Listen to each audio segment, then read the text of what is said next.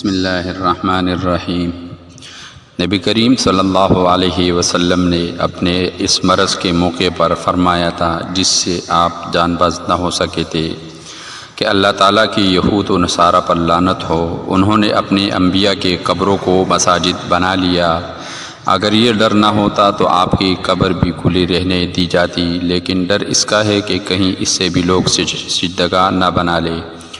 اور ہلال سے روایت ہے کہ عروہ بن زبیر نے میری کنیت ابو عوانہ یعنی عوانہ کے والد رکھ دی تھی، اور ورنہ میرے کوئی اولاد نہ تھی۔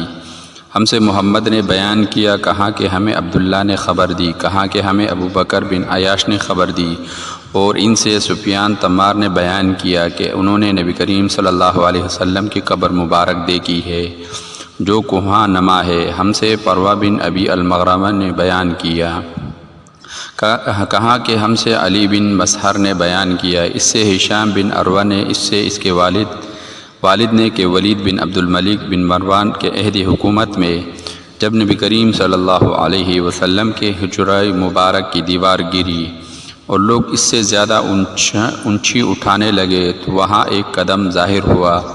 لوگ یہ سمجھ کر گھبرا گئے کہ یہ نبی کریم صلی اللہ علیہ وسلم کا قدم مبارک ہے۔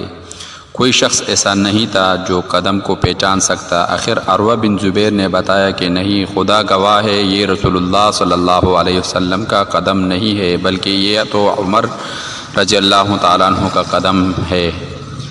حدیث صحیح بخاری، حدیث نمبر 1390۔ اللہ تعالیٰ عمل کی توفیق نصیب فرمائے۔